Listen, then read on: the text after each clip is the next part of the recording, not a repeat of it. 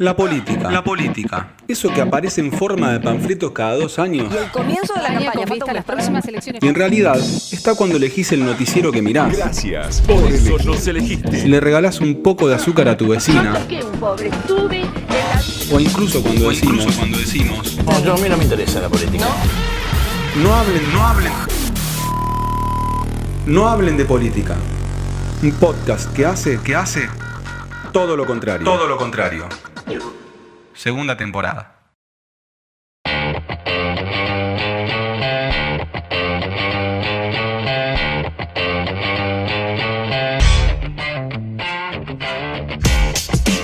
Bienvenidos y bienvenidas a un nuevo episodio de No Hablen de Política, un podcast para hacer todo lo contrario. Mi nombre es Alexis Grierson y te vamos a acompañar durante los próximos minutos con debates, con inquietudes, con discusiones y ojalá que con alguna que otra conclusión, aunque lo veo bastante difícil. No lo voy a hacer yo solo. Estamos primero desde Estudios Centrales, el señor Tomás Cogliatti, quien mientras nos escucha está tocando la guitarra, y podríamos decir a mi lado, o a algunos metros, a 1,5 metros de distancia, por lo menos de forma virtual, el señor Leandro Lora. ¿Cómo andás?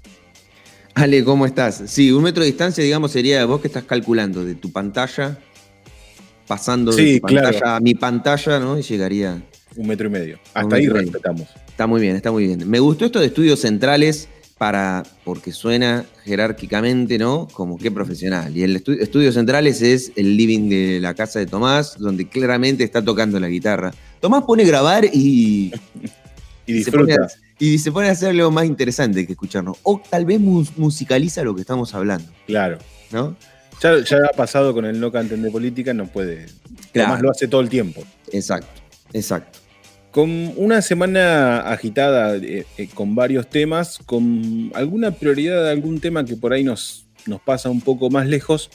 Sin embargo, no deja de ser interesante los momentos que estamos viviendo, no solo desde la ciudad donde estamos grabando esto, que es Olavarría, sino también en la provincia y en el país, obviamente, y por eso es uno de los motivos por los cuales estamos grabando a distancia, teniendo en cuenta la pandemia. Entonces, bueno, es como siempre el eje central de las discusiones, tratamos de correrlo un poco, pero inevitablemente siempre tenemos un tema vinculado a lo que acontece con el COVID-19. Saludamos a todos los que nos están escuchando, no solo desde Spotify y YouTube, sino también desde Radio Universidad 90.1. Si estás escuchándolo por radio, significa que es lunes a las 7 de la tarde y como todos los lunes a las 7 de la tarde, la radio pasa el episodio, así que le agradecemos a la gente de la radio y obviamente los invitamos como siempre a escuchar no solo la 90.1 Radio Universidad Olavarría, sino también en los formatos de siempre, desde que los acompañamos hace 1 año y 1 mes, exactamente, mientras se reproduce este podcast. Mira qué poco, 1 año y 1 mes. Bueno, me quedó a mí el chivo económico, entonces. Sí, claro. Recuerden quienes nos están escuchando que pueden colaborar con esta tarea, con este trabajo que hacemos todas las semanas. Estamos proponiendo un aporte económico, ya sea por única vez o un aporte mensual. Lo pueden encontrar en nuestras redes, particularmente debajo del link de nuestro episodio, de cada episodio en YouTube, aparece el link, o si no en nuestra página de Instagram, también ahí está el link, y están todas las opciones si pueden y quieren colaborar económicamente. Y si no, no hay drama, porque desde ya que lo seguimos haciendo con mucho placer, de manera gratuita, para que escuchen las barbaridades que tenemos para decir. Hoy un episodio incómodo, podría decir, por los temas que hemos elegido. Vamos a discutir desde la incomodidad. Vamos a discutir desde la incomodidad, sí. Nada más maravilloso que eso en política. Estoy un poco preocupado, pero bueno. Traslademos la preocupación a los hechos. Arranquemos en lo que hemos denominado como el tema número 1. Una coalición venezolana. ¡Aquí estamos, los hijos de Bolívar! La postura de Argentina sobre Venezuela ante la ONU develó una fuerte discusión dentro del Frente de Todos. Alicia Castro decide que no será embajadora de Argentina en Rusia. A través de una carta asegura no estar de acuerdo con la política de relaciones exteriores del gobierno de Alberto Fernández. Lo que tiene que prevalecer es el contrato electoral, no el contrato negociado interpartidario. ¿Cómo es gobernar siendo coalición en la Argentina? Mostrar malestar y quedarse, los pilares ideológicos y las consecuencias, Si es que las hay, de un frente con ideas amplias. Hay uno de los apotegmas del general con el que nunca estuve de acuerdo, que es que hasta con bosta se construye un rancho. En general, por lo que hemos visto, con bosta se construye un rancho de mierda. No queremos ser Valenzuela, queremos ser libres. No quiero ser Venezuela. Valenzuela, queremos ser libres.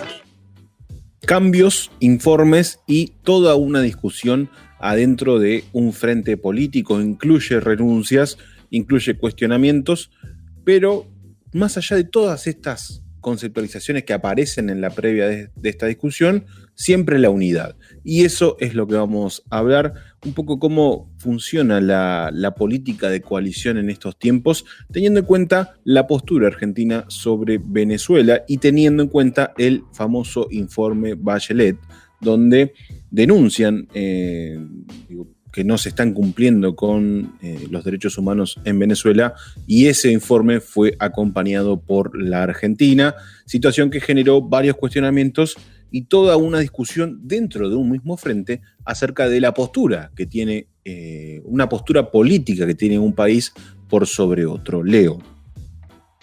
Bueno, arrancamos con los temas incómodos, y digo incómodos porque digamos, hay posicionamientos ideológicos que me parece que también, a ver, para hacerlo un poco más honesto, es parte de, está bueno reflejar esta incomodidad, porque me parece que lo que hace al tema del hecho político de esta semana tiene que ver con la incomodidad que generó en términos políticos e ideológicos y la expresión que de esto se hizo al interior del Frente de Todos. No, es un dilema que tiene el Frente de Todos como tal. Y que además es un dilema que tienen aquellos espacios políticos que gobiernan, ¿no? Que tienen la responsabilidad, el mandato popular de gobernar, de administrar el poder público, ¿no? O parte del poder público. Uh-huh. ¿Por qué lo digo? Porque a veces las posiciones ideológicas es fácil mantenerlas sin estar ante el desafío de gobernar. Y gobernar tiene estas complejidades. Que, por ejemplo, para acceder al gobierno tenés que tener una coalición que tenga apoyo popular, que haya sido votada y que sea lo suficientemente amplia para eso. Y a mí me parece también que una de las cosas que le sucede al Frente de Todos, o por lo menos a quienes simpatizan con el Frente de Todos,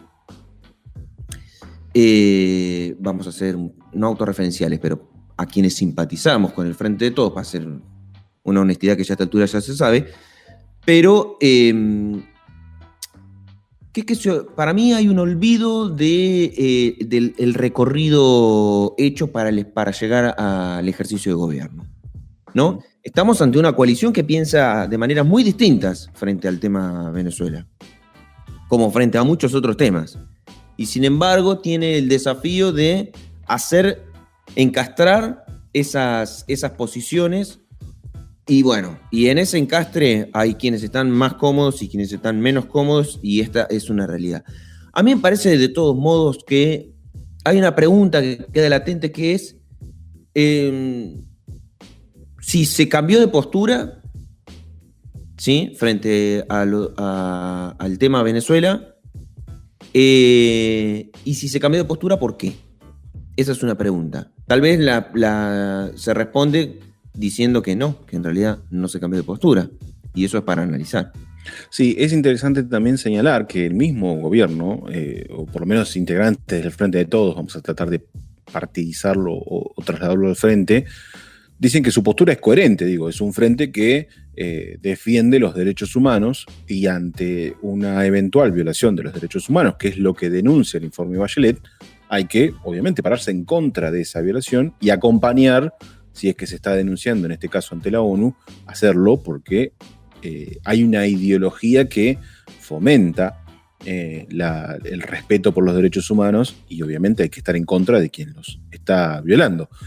También quiero señalar que hay una cuestión vinculada al respeto por el informe Bachelet que no es menor y creo que también le da bastante magnitud a esta discusión.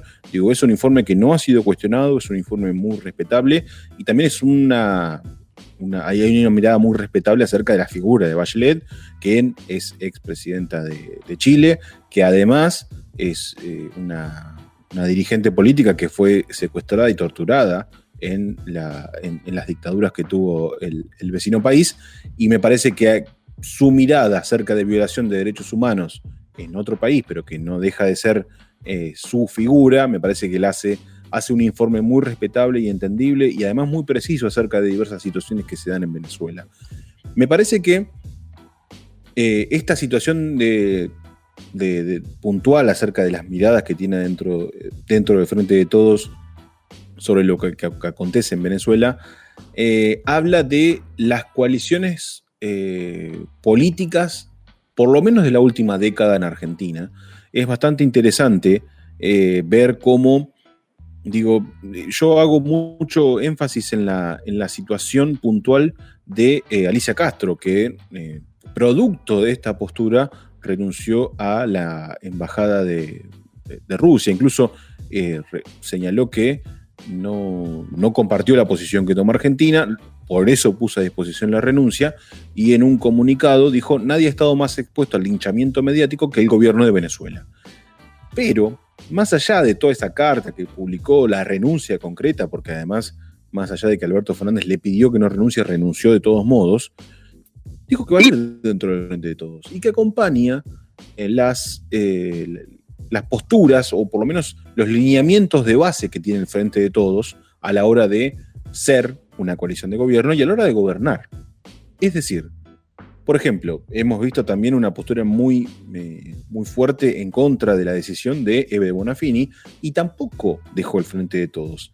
Es interesante porque además ratifica una mirada que venimos viendo incluso en el gobierno de Cambiemos.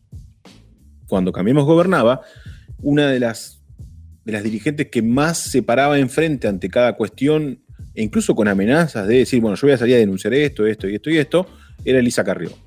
Hoy, fuera del gobierno, Elisa Carrió sigue integrando lo que hoy se denomina Juntos por el Cambio, pero que es Cambiemos.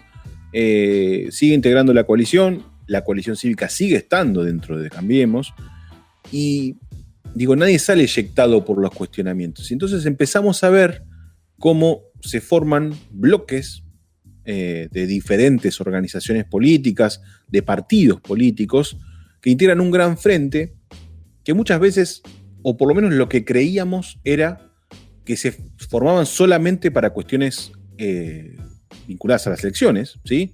Juntamos muchos pensamientos similares a la hora de plantarnos a una propuesta de país o un modelo de gobierno para la Argentina, y nos empezamos a encontrar con que estos frentes ya forman parte de la vida política de los argentinos y las argentinas, teniendo en cuenta que el Frente de Todos, por ejemplo, conviven personas como Sergio Massa, al propio Alberto Fernández, que se mostraron muy críticos siempre a lo que sucedía en Venezuela, y tenés también conviviendo la postura de Alicia Castro, que renunció a un cargo por una decisión, pero no se va del frente, sigue integrando el Frente de Todos, la postura de Eve Bonafini, la postura de por ahí, vamos a mencionarlo de este modo, no quiero por ahí que suene mal, pero un kirchnerismo más ortodoxo, que apoyó siempre los gobiernos tanto de Hugo Chávez como ahora de Nicolás Maduro, y hay como toda una convivencia que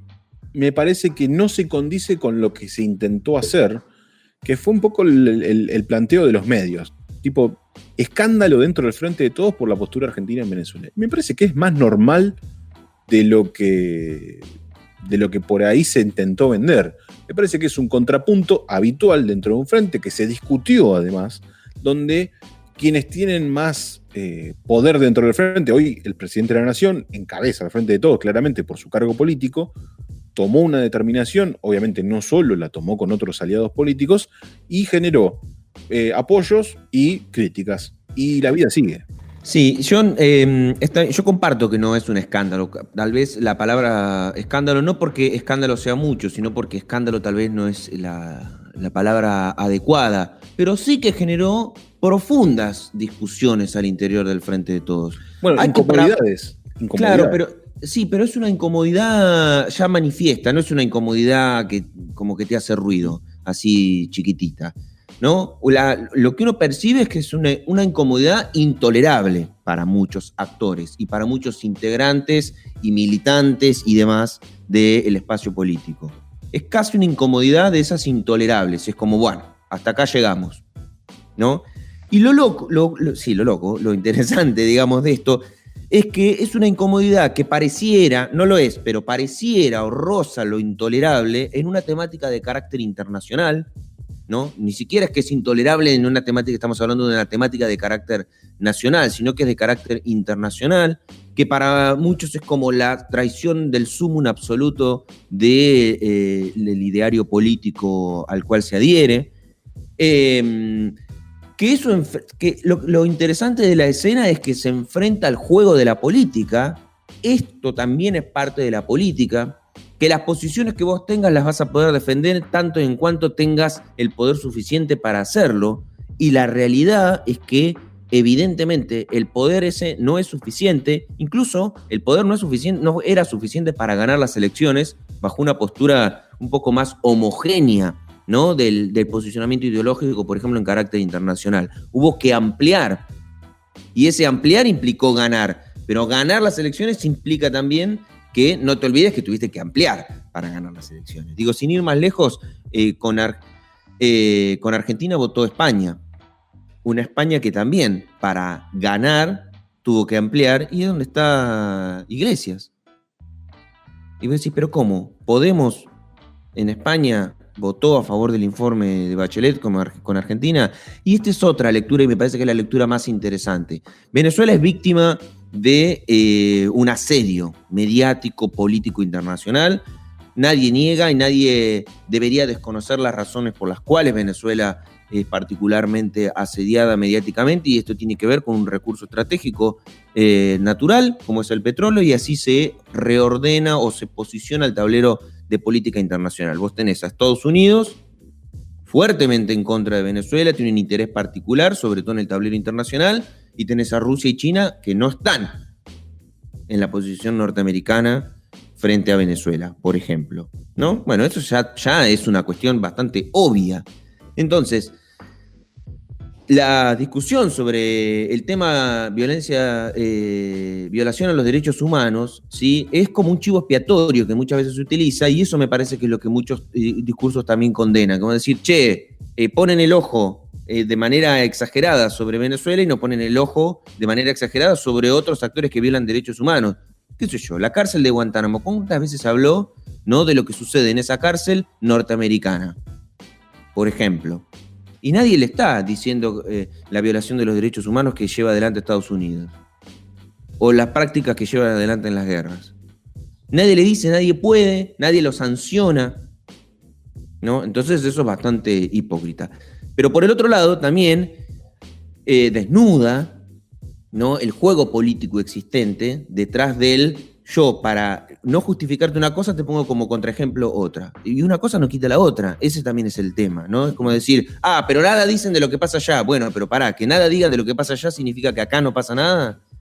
Eso también es un poco, no hipócrita, es desnuda que hay un juego político, que es un juego político ideológico, que hay una tensión expresa, manifiesta, que es parte del juego de la estrategia, que es parte de los intereses existentes atrás y que se pusieron de manifiesto en esto. No es nada nuevo bajo el sol, y la realidad es que yo siento que hay, muchos deseos quebrados de que lo que venía a la Argentina a partir del 10 de diciembre era la panacea de del ideal revolucionario de la historia argentina, y la verdad es que habría que decirle, muchachos, muchachas, se hizo un frente electoral para ganar las elecciones en el cual se llegó a hablar de unidad hasta que duela, decían algunos.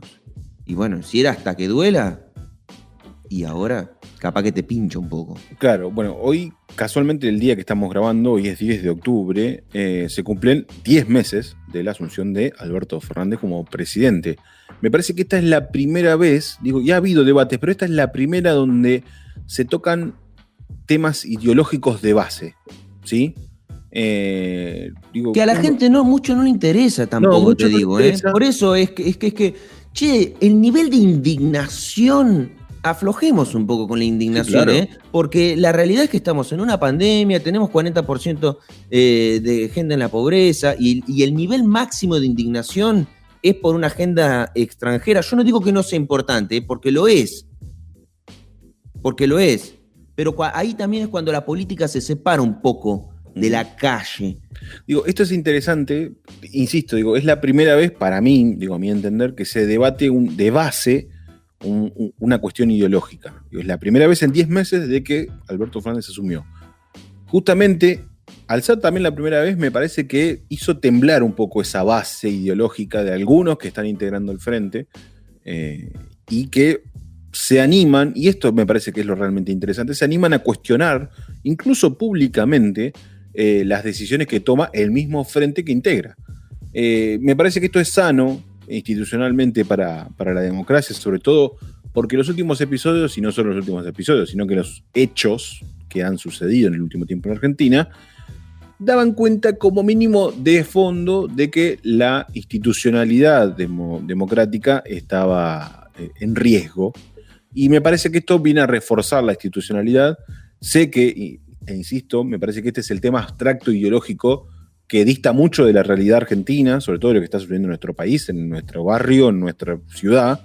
Pero más allá de eso, me parece que viene a traerlo a colación porque explica, primero, cómo están funcionando los frentes políticos en Argentina, justamente cómo las coaliciones de gobierno están ya cada vez con más protagonismo en el contexto político en el que vivimos, y cómo no es un pequeño tema, sino una discusión que es más puertas para adentro que puertas para afuera. Yo creo que los medios lo hacen para afuera, pero en realidad es una discusión interna.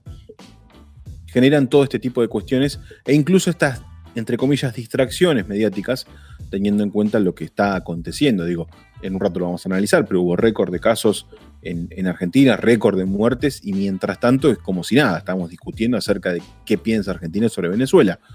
Por eso es interesante seguir el tema, por eso es bueno plantearlo, y por eso está bueno incomodarnos un poco y darnos la posibilidad de estar incómodos, porque me parece que en esa incomodidad encontramos las mejores conclusiones políticas.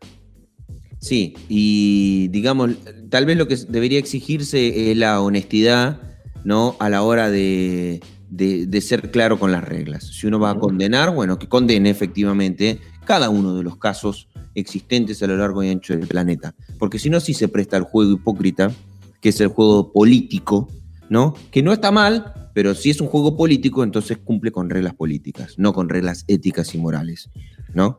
Exactamente. Bien, así lo planteamos y tenemos un montón para seguir discutiendo, para seguir incomodándonos, en este caso, en el tema número 2. ¿Taser o no taser? Esa es la cuestión. Está en el centro del debate entre los responsables centrales de nuestra seguridad, como son la ministra a nivel nacional, Sabrina Frederick, y el ministro de la provincia, Sergio Berni. La discusión acerca del uso de armas taser en la policía erró el debate.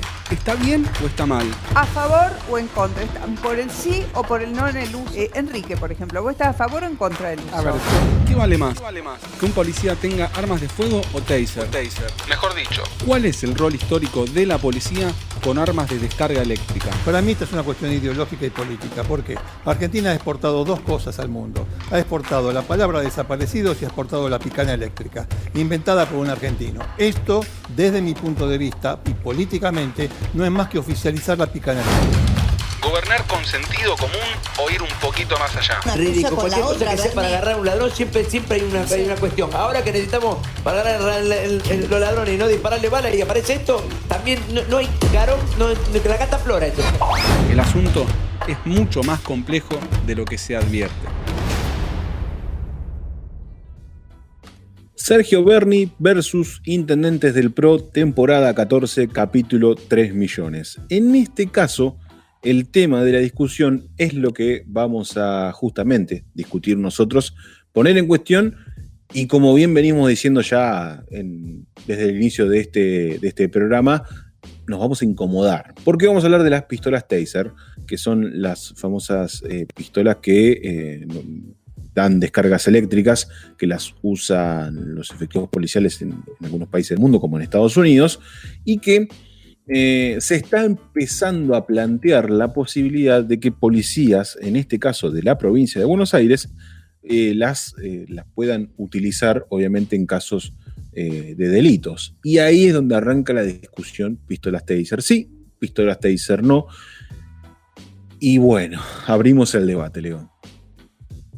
Sí, otro debate incómodo. Incómodo porque plantea una disyuntiva interesante la utilización de estas armas, ¿no? Y da por sentadas algunas otras discusiones que es una cuestión de obviedad, que de alguna manera la recuperábamos esa discusión cuando fue el conflicto policial en la provincia de Buenos Aires, hace poquito. Sí. Que tiene que ver con la existencia de la policía como cuerpo institucional del Estado, ¿no? Es algo inevitable. En la utopía del mundo maravilloso en el que quisiéramos vivir, la policía no sería necesaria.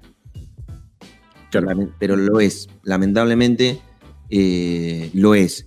Después la discusión es cuál es el accionar que lleva adelante la policía, de qué manera lo lleva, cuánto respeta o no respeta las normas existentes, ¿no? Cuál es el riesgo o no riesgo de darle ciertas libertades en el ejercicio de la violencia a la policía, en la falta de control. Todo eso engloba, y me parece que todo eso es lo que forma parte de la discusión a la policía como institución, ¿no? En el reproche a muchos de sus comportamientos más allá de su existencia para el combate, entre comillas, combate, ¿no? Para el resguardo de la seguridad física y de la propiedad, en definitiva, porque pasa por ahí. Sí, yo por ahí quería arrancar el debate diciendo que hay que hacer una salvedad clara, que es que las pistolas Taser matan siempre y cuando sean mal aplicadas o se utilicen de un modo contra una persona que tenga algún problema que tras un electrochoque derive en su fallecimiento. Si lo comparamos con un arma de balas de plomo, está claro que una Taser no mata y que es un arma más disuasiva que una pistola 9 milímetros con bala de plomo. Eso me parece que es un debate que está claro, que no nos vamos a poner a discutir tecnicismos y que está claro que justamente la Taser es un arma y las armas matan. Entonces, dejémoslo claro que es una comparativa que no es necesario hacer, que todos más o menos tenemos en claro, y que creo que acá arranca la discusión incómoda. Porque uno dice, si la arma Taser no mata, ¿por qué no dársela a la policía? ¿No? Es un razonamiento bastante válido, entendible, es un razonamiento muy inmediato. Si uno dice, ¿las Taser son mejores que una pistola de bala de plomo? Sí, clarito como el agua. Bueno, vamos a dársela a la policía para que la policía no mate. Ahora, ¿cómo utiliza el arma Taser la policía? Y ahí es donde yo quiero complementar con el planteo que hacía Leo. ¿Cuál es la discusión real en torno a la utilización de armas Taser? ¿En cómo la va a utilizar la policía? ¿Cuál es la formación de la policía a la hora de utilizar estas armas? Ese creo que debería ser el puntapié inicial, porque, por ejemplo, en el caso Berni versus los intendentes, se discute el rol que tienen los intendentes con las policías. Es decir, el intendente de Lanús, Néstor Grindetti, planteó la posibilidad de comprar al menos 30 pistolas Taser para efectivos de la policía bonaerense, ¿sí? Un rol que no lo tiene, no lo puede efectivizar justamente porque la policía bonaerense depende de organismos provinciales. Yo creo que esa situación ya está subsanada, no hay una discusión ahí, me parece que es bastante claro, aunque sí hay que discutir, y creo que es una discusión importante y hasta incómoda, ¿para qué va a utilizar las pistolas Taser la policía bonaerense? En un contexto donde la venimos discutiendo bastante a la policía bonaerense, no solo por lo que pasó con Facundo Astudillo Castro, sino también por el método de protesta que tuvo a la hora de reclamar mejoras salariales. Sí, igual no lo asociamos exclusivamente a la bonaerense, ahora es porque estamos hablando de Bernie, pero obviamente que si se instala la discusión Thyssen en la Argentina es para cualquier tipo de policía que la pueda utilizar. La discusión es que apareció como chivo expiatorio ante un hecho aislado. Ese hecho aislado disparó nuevamente la discusión, las puso sobre la mesa, que es un tema que ya se viene discutiendo hace rato, que se utiliza en distintos lados, que tiene la crítica de que no asegura de que no es letal, porque vos ya lo mencionabas, ¿no? Depende de muchas condiciones. Ahora, hay una realidad que por lo menos en el sentido común, objetivamente, entre una pistola con balas de plomo y una taser, es menos letal la taser que una pistola con balas de plomo. Para disuadir, ¿no? Para inmovilizar a una persona sería mucho más práctica. La pregunta viene por los abusos. La respuesta también viene porque hoy la policía provoca abusos con armas de plomo, ¿no? Entonces, me parece que hay es como una suerte de, bueno, no se le puede dar una herramienta que a priori sería menos letal hasta que no se solucionen los abusos que cometen las policías. Entonces, mientras tanto, dejémoslas que sigan con un arma que es más letal. Ahí hay como una cosa extraña, ¿no? A priori. Y a priori digo, porque después hay otra discusión, y que no es una discusión menor, porque estamos hablando de la policía de este país. Y en este país, el uso de fuerzas de seguridad para con elementos que generan descarga eléctrica sobre los cuerpos de las personas, tiene un recorrido, tiene una historia, y no es gratuito eso tampoco. Y tampoco es para negar la discusión como, bueno, pero ya pasó. No, porque forma parte del bagaje histórico y del bagaje de nuestra propia cultura. O sea, estamos discutiendo algo que tiene que ver con nuestra propia cultura. Y no importa si es para la cuestión de seguridad, o justamente, importa porque es para además dar una discusión sobre seguridad. Porque las preguntas es no solo los abusos en la calle, sino los abusos con los detenidos, que hoy existen, ¿no? ¿Qué abusos van a existir con un arma eléctrica cuando tengas detenidos en una comisaría, por ejemplo? Justamente iba a hacerme esa pregunta, o sea, dejarla en el aire, que es, teniendo en cuenta que un arma taser, no, vamos a suponer, en su buena mayoría no es letal, no te mata. Digo, sí, hay algunas condiciones que hacen que sí, pero que en líneas generales no te mata. ¿Qué garantías hay de que la policía no la termine utilizando como un elemento de tortura dentro de una comisaría? Teniendo en cuenta que no te mata, ¿no? Porque, digo, hay que decir que actualmente hay denuncias por abusos institucionales de la policía dentro de la comisaría, con agua hirviendo, con golpes, con palizas y con un montón de vejaciones. Si lo trasladamos a la historia, está la picana como elemento de tortura en la última dictadura cívico-militar. ¿Qué garantías hay de que la policía no termine utilizando un arma taser adentro de un calabozo en una comisaría de la provincia o del país? No. A ver, hablemos sin demasiada complejidad. Ninguna. No hay ninguna garantía. Es obvio. Te diría así, es obvio.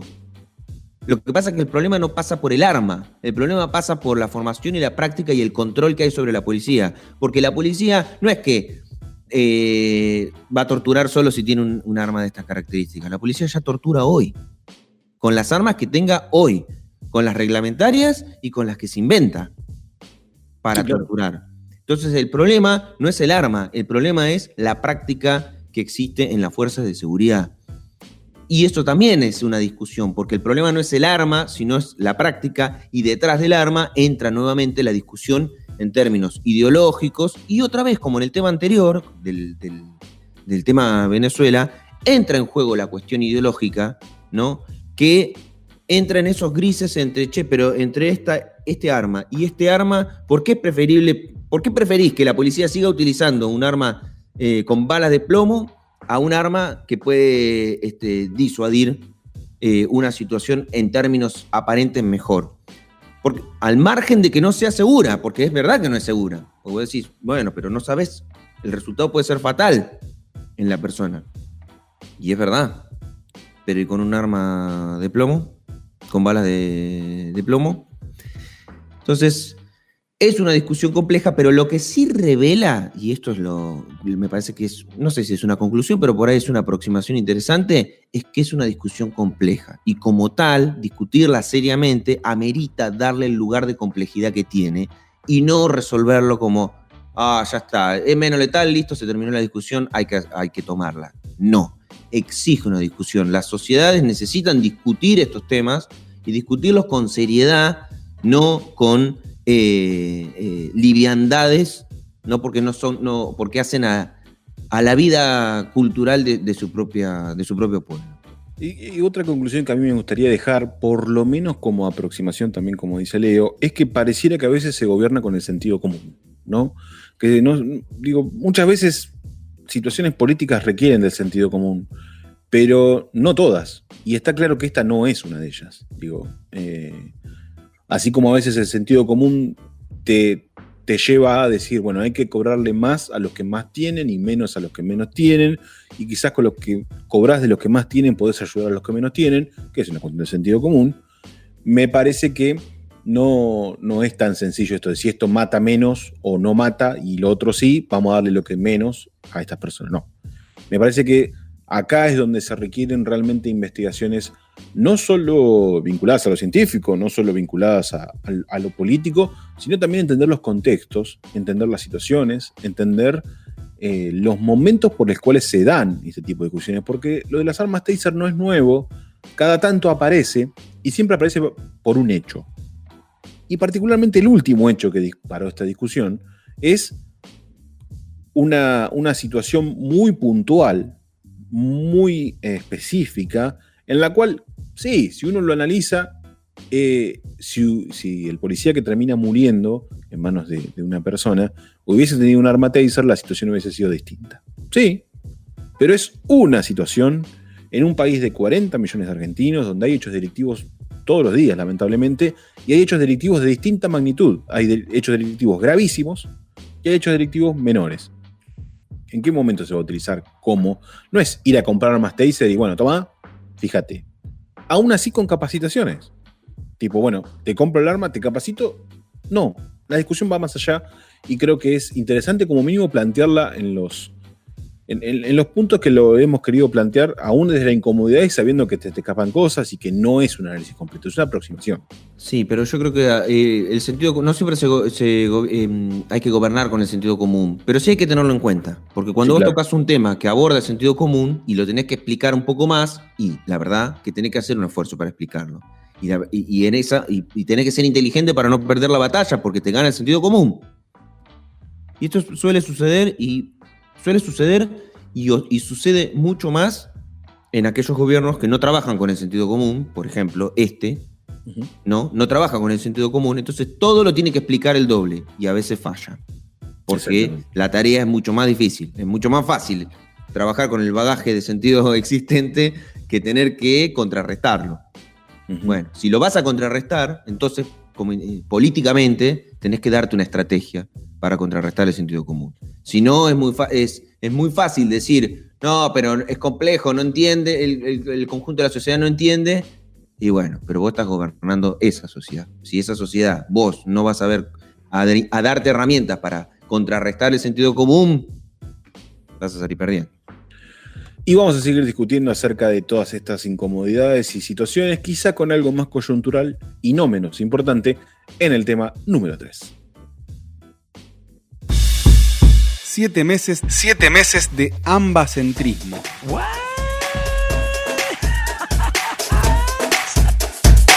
Se aplanó la curva en AMBA y se terminó la pandemia. ¿Se terminó la pandemia? Alberto Fernández respondió con medidas, pero la neutralización de la pandemia llegó para quedarse. Durante los próximos 14 días, en 18 departamentos del interior del país, vamos a tomar estas medidas que garanticen la disminución de la circulación en las calles. La sensación de que bien o mal todos nos vamos a contagiar, aunque este pensamiento tenga profundas consecuencias. Me es inevitable traer a colación esa famosa analogía de si un árbol cae en el medio de un bosque y nadie lo está escuchando, realmente cae, o si hace ruido.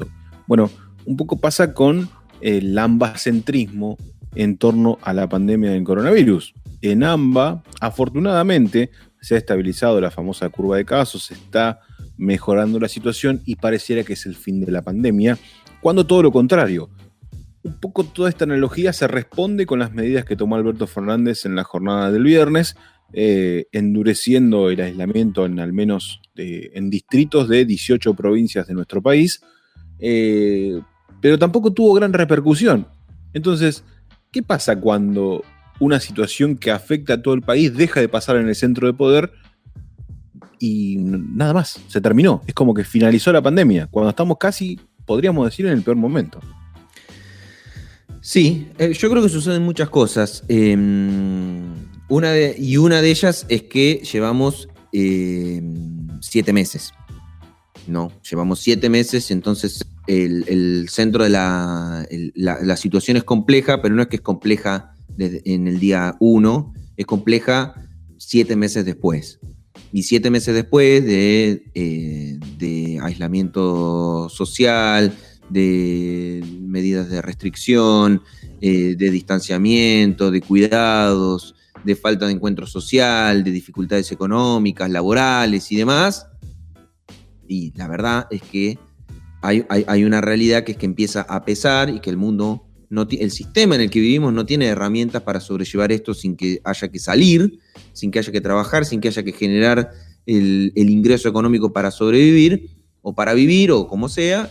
Y bueno, la verdad es que la pandemia pasa un segundo plano en un porcentaje por esas razones. Son 7 meses. Que no pasa en el AMBA y en el AMBA pasó hace 7 meses atrás. Ahora pasó mucho tiempo y hay un agotamiento lógico. Ahora, esa es una de las razones. La otra es que tenemos un porteñocentrismo en este país que también queda bastante desnudado con esta situación. No solo son los 7 meses, sino que consumimos medios de comunicación de la capital federal. Consumimos medios de comunicación de la capital federal. El foco estaba en la capital federal en su momento y la verdad que a los medios de comunicación de la capital federal poco le importa lo que pasa en el resto del país. Si no es para hacer escándalo, ¿sí? O por intereses políticos sectoriales, al margen de que pasaron 7 meses, y no digo que eso no es un punto menor, pero incluso los consumos que nuestras poblaciones, nuestra sociedad hace, está basado en los medios de la capital federal, más que en consumir lo que sucede en nuestros propios territorios. Al menos es una sensación. Y da la sensación de que las dirigencias políticas también tienen el arrastre de 7 meses y pareciera a veces que también toman decisiones en relación a lo que pasa en la capital federal. Son parte de la misma lógica. Entonces, vos tenés una situación seria en tu propio territorio y pareciera que la administrás como si vivieses en la capital federal. ¿Qué sé yo? Eso es un poco complejo. Pero, para agregar un dato más, para no olvidarlo, algo de lo que pasó el viernes con el anuncio del presidente, que como 2 detalles, uno bueno y uno malo. Lo bueno es que yo destaco que haya vuelto a hablar en vivo, que le haya dado la entidad que tiene el tema, que no sea un video, un spot de 3 minutos con una voz en off, sino que habló en vivo, estuvo con gobernadores, los gobernadores con los que estuvo, no todos pertenecen a su espacio político. Eso me pareció que es importante, que es interesante y que es necesario. La mala es que no dijo qué es lo que anunció. Entonces hizo un anuncio para decir que iba a anunciar qué es lo que iba a hacer. Ahí me parece que ahí pasaron cosas, digamos, seguramente, que provocaron que no se anuncie lo que se iba a anunciar. Entonces me parece que tiene una entidad muy grande que lleva a la máxima autoridad política del país, al presidente, a ponerse al frente de un anuncio que no anuncia. Y la verdad es que yo dije, pero ¿y dónde está el anuncio? Restricciones en distrito de 18 provincias. Ajá, ¿cuáles? porque se supone que la importancia que va a hablar el presidente es que en esos distritos reconozcan que es la autoridad presidencial quien está dando la noticia. Y no lo dijo. Tampoco hace cadena nacional para una situación que a mi criterio amerita, porque es grave. ¿Y por qué además amerita? Porque queda a criterio de los canales privados que una vez finalizado el discurso del presidente, el anuncio del presidente, con gobernadores, habló el jefe de gobierno de la ciudad de Buenos Aires. ¿Y a través de qué medios consume el interior lo que dijo el presidente? Como no es cadena nacional, tenés que poner los canales de noticias. Los canales de noticias de la capital federal. Termina de hablar el presidente y habla, automáticamente vos terminás viendo lo que pasa en la capital federal. Son realidades distintas, escenarios distintos, tiempos distintos, consumos distintos. Entonces, estamos muy mal acostumbrados y muy mal diseñados en materia de comunicación informativa, y es una pena porque sucede lo que sucede. Sí, sobre todo porque, casualmente hace unos días vi un tuit que me pareció obviamente un tanto exagerado si tenemos en cuenta lo que pasó después con los anuncios de Alberto Fernández, pero que dice: el ambacentrismo nos va a matar. Hay 6 departamentos del interior del país con más del 80% de ocupación de camas. Esto lo explicó el presidente, pero sí es cierto que uno, por sus consumos más vinculados al periodismo y más vinculados una chicanita te hice sobre eso. Sí. Porque eso lo estás leyendo de un periodista de la capital federal. Exactamente. Y a eso hay que sumarle que, uno por los consumos y demás se entera de estas cuestiones. Pero viene un poco de la mano con esto que veníamos hablando acerca de la naturalización de las cosas. Cuando hay un eslogan y una línea política pública que es convivir con el virus, que me parece que se transformó en una política pública, porque convivir con el virus implica respetar los protocolos, tener ciertos cuidados, tomar medidas. Eso es, a mi entender, convivir con el virus.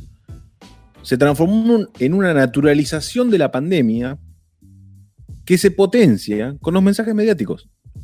No es casual que los canales capitalinos muestren, casualmente yo el anuncio lo vi por televisión pública, que lo respetó de inicio a fin, pero los canales capitalinos en su gran mayoría no respetaban esa condición. Una vez que terminó de hablar Alberto Fernández, el mensaje se cortó. Entonces, nos perdimos el estado de situación de la provincia de Jujuy, la provincia de Santa Fe, la provincia de, ya hasta ni me acuerdo, te digo más, cuál es el gobernador que me falta.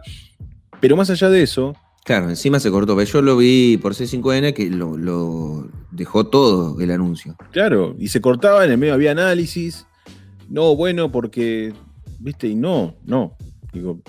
Justamente cuando uno piensa en el federalismo, y es un error comunicacional, pero que me parece que de fondo empieza a mostrar algo que pasa hace muchos años, esto no es nuevo, que es el porteñocentrismo del país. Entonces, cuando uno empieza a ver todas estas cuestiones, también ve que en el gobierno hay una mirada porteñocentrista de las cosas, más allá de las decisiones que se tomen. Por ejemplo, estamos en el mes 7 de pandemia, y recién en el mes 7 de pandemia, y después de todo lo que pasó, mucho se hablaba de que el anuncio es un poco tardío, teniendo en cuenta el nivel de casos y el nivel de muertes dentro del interior del país. Se habla de tener una mesa de diálogo entre los gobernadores y el presidente, y se presenta como la mesa de diálogo como la que teníamos con el jefe de gobierno porteño y el gobernador de la provincia de Buenos Aires.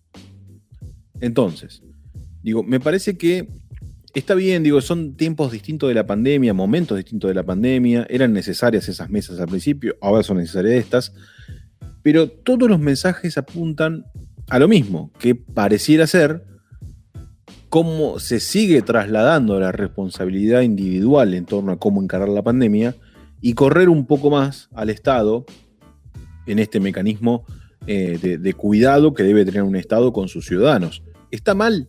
Yo no digo que esté mal, digo que está aconteciendo esta situación como un ya dejar ser teniendo en cuenta todos los preparativos, que eso sí es un hecho muy válido y muy positivo, todos los preparativos en los sistemas de salud del país para contener la pandemia. De hecho, hasta hoy, y salvo en algunas ciudades puntuales, no ha habido colapsos en los sistemas de salud. Entonces ya es como que, bueno, ahora es que llegue y vamos a contener. Y Alberto Fernández sí lo dijo, y eso lo quiero tomar como un poco como bandera del estado de situación, es que su intención máxima era que a ningún argentino le falte un respirador, ¿no? Sí. Y yo creo que eso es lo que hoy es la gran bandera del gobierno nacional y obviamente el gobierno de las provincias y de las ciudades. Es como hoy es eso, hoy es que a nadie le falte. Ahora, ya no se habla de contagio. El contagio es como algo, como un devenir. Yo lo que celebré del anuncio fue que se acordaron y lo reafirmaron, porque lo dijo el presidente de la Nación muy bien y lo dijo el gobernador de Neuquén también, que me pareció importante. Y yo insisto en que habría que darle más protagonismo a ese discurso que tiene que ver con el personal de salud. El personal de salud para mí debería ser el protagonista de la empatía nacional que requiere la situación. ¿Qué es? Te atienden personas de carne y hueso cuando te contagies y te enfermes, ¿no? No te va a atender una máquina, ni una aplicación, ni nada por el estilo. Gente de carne y hueso, que cuanto más contagios hay, más tiene que trabajar y está pidiendo a gritos, por favor, un descanso, relajarse. Entonces, por un poco de empatía, ¿no? Cuidarse, buscar, porque ya no se trata solamente de uno y de sus seres queridos, se trata también de la gente que te va a atender a vos. Y como que eso se menciona poco, yo es como que digo, tal vez debería ser como, hacelo porque hay médicos, médicas, enfermeros, enfermeras que no dan más. Vos tenés un médico, una médica, conocido, conocida, amigos, amigas, bueno, aunque ponete a pensar en que esa gente está agotada. Y eso, como que yo siento que necesito un poco más de énfasis, como por lo menos para tratar de construir un discurso de mayor empatía que no sea reiterar que el virus lo vamos a buscar, el virus, ¿no? Que ya se ha dicho muchas veces que está bien. Y en esta oportunidad el presidente lo mencionó, ¿no? Descomprimir, relajar, darle un poco de aire, dijo al personal de salud, y algo similar dijo el gobernador de Neuquén. Me pareció que eso era importante. Y lo otro es que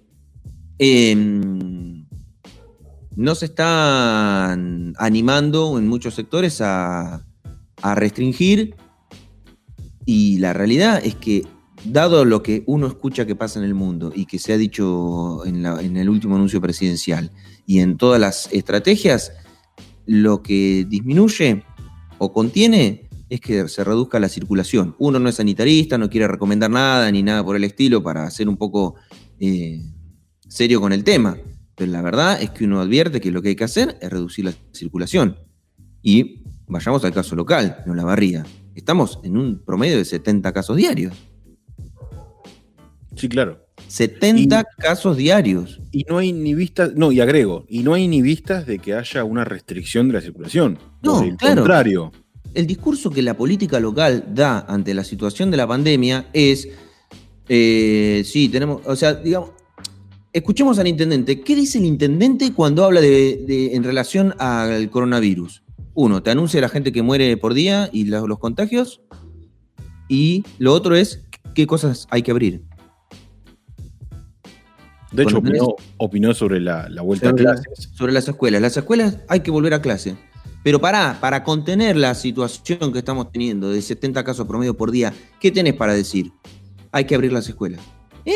Entonces uno siente que la política, ¿no? Que quienes están administrando la política, el coronavirus es como que, bueno, ya está. Medio como que te están diciendo, ¿sabes qué? Te vas a contagiar. Mientras no se sature el sistema, te vas a contagiar. Y esto generó dos cosas. Uno, la naturalización de la existencia del virus, por un lado, de la existencia, y una nueva, que es la naturalización de creer que uno se va a contagiar. Yo no sé si es esa una sensación existente, pero la verdad que uno ya no solo siente que el virus está, sino que ahora está empezando a sentir que uno se va a contagiar. Yo ya he escuchado varias veces que me dicen, es como que tarde o temprano me voy a contagiar. Ya, y esto es grave en un sentido. Una, porque uno naturaliza que se va a enfermar como si fuese algo alegre, ¿no? Y segundo, es que como ya naturaliza que se va a enfermar, ¿para qué se va a cuidar? Podría ser la otra respuesta, ¿no? ¿Y para qué me voy a cuidar si ya estoy sintiendo que en cualquier momento me contagio? Y eso es más grave todavía. Yo tengo para agregar algo más, que es que a mí se me hace, nosotros no vivimos fehacientemente, e insisto, no somos sanitaristas, pero yo creo que psicológicamente se está viviendo como si en Olavarría hubiera circulación comunitaria del virus. Insisto, esto oficialmente no está admitido, pero es como la sensación de que te vas a ir a un supermercado y te vas a contagiar. Vas a ir a un parque y te vas a contagiar. Entonces, como la situación pareciera generarte esa sensación de que es inevitable, ya empezás a dejar ser, bueno, que venga. Claro, porque en lugar de decir me voy a contagiar, mejor me quedo, decís si me voy a contagiar, porque la idea que se está construyendo es si me voy a contagiar, igual. En cualquier momento me contagio. Hay un discurso que a mí me parece que es válido, pero no deja de ser un discurso que no tiene su realidad, su connotación real, que es que hay mucha gente que se contagió que dice, me cuidé 6 meses, salí un día y me contagié. Digo, que te hayas cuidado 6 meses, no es una crítica, es un señalamiento. Que te hayas cuidado 6 meses no es acumulativo el cuidado. No es que te cuidaste 6 meses y ahora te podés salir 6 meses y no te pasa nada. No, podés salir un día solo después de 6 meses y te contagias igual. Esa sensación también genera que se vea como más inevitable. Digo, mirá, este se cuidó como oro, esta persona se cuidó como oro todo este tiempo y se contagió. Entonces se empieza a transformarse como si fuese una lotería. Yo lo llevo a ese planteo. Digo, en la lotería vos apostás, vos jugás un cartón, un número, y la lotería tenés una probabilidad de ganar o perder. Y depende de la suerte, de que una persona saque un número así. Esto se transformó en algo parecido. Sí, pero ¿sabés con qué diferencia? Con que vos podrías elegir no jugar la lotería. El problema es que cada vez son más los que están diciendo, ¿sabés qué? Voy a jugar la lotería porque es probable que gane. Es increíble. En este caso, ganar sería contagiarse, ¿no? Voy a probar porque como todo el mundo está ganando, sería, ¿para qué no voy a jugar yo a la lotería? Juego, ya fue. Si es como que voy a ganar sin jugar igual, pareciera, ¿no? Uh-huh. Sí, sí. Una cosita más que quiero señalar, que lo dejo ahí picando para charlar, que lo decía esto de el gobierno no hace cadena nacional, el gobierno nacional. El gobierno nacional, al no hacer cadena nacional, queda no solo a criterio de los privados su discurso, sino que además queda al mismo nivel que el discurso que vino después, que fue el del jefe de gobierno de la Ciudad de Buenos Aires. Claro. Por lo tanto, en materia de comunicación, queda el presidente y el jefe de gobierno de Buenos Aires al mismo nivel, con la misma entidad y casi con la misma difusión. Yo insisto, para mí eso políticamente es un error. Y segundo, qué contraste, ¿no? El gobierno nacional teniendo que anunciar que va a restringir libertades o circulación en algunos distritos que no anunció, y que acto seguido, al mismo nivel, en el mismo nivel de comunicación, difusión e información, el jefe de gobierno dice abrimos todo, abrimos el coso, abrimos la escuela, abrimos el 100%, las obras, la gente que va a trabajar. Todo, abrimos todo. Es riesgoso. Le puede salir bien, como le puede salir pésimo. Uh-huh. Y son los riesgos que no arriesga no gana, dicen. Sí, son los riesgos que se corren. Pero acá estamos hablando de salud. Para cerrar, voy a complementar el mensaje de Leo, que sea una cadena nacional virtual, porque todos los canales lo pasan, no quita que sea una cadena nacional. Entonces, ahí está la diferencia, me parece, de comunicación que hay que tener en cuenta de cara al futuro. Por lo pronto, y hablando de cara al futuro, nosotros hemos finalizado el programa de hoy, no sin antes, obviamente, agradecerles a ustedes por haber llegado hasta acá, porque estuvieron entretenidos durante una hora y nos estuvieron escuchando. Recuerden seguirnos en redes sociales, recuerden todos los mensajes que les damos. Incluso les recomendamos hacer el aporte único o el mecanismo de suscripción. Sí, es una sugerencia. Igual esto va a seguir siendo gratis, así que si no podés hacerlo, Si no puedes hacerlo, estamos recontentos igual porque nos estás escuchando. Así que no queda más que decirles que obviamente nos escuchen, que se sumen y que nos volvemos a... Es como esos chicos que dicen, ahora me lo contás, pero tengo un consejo para darte. Claro, es un PNT. Claro, esto es así. Ya te cierro el programa, pero antes tengo un consejo para darte. Poné plata en No Hablen de Política y en Volver a las Fuentes, que vas a ser feliz. Vas a ser feliz.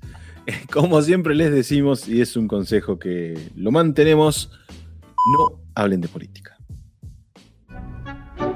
Si llegaste hasta acá es porque escuchaste un nuevo episodio de No Hablen de Política. Te escuché, Tatú. Nosotros no somos ninguna rata, amigo. Acordate de seguirnos en Facebook y en Spotify como No Hablen de Política.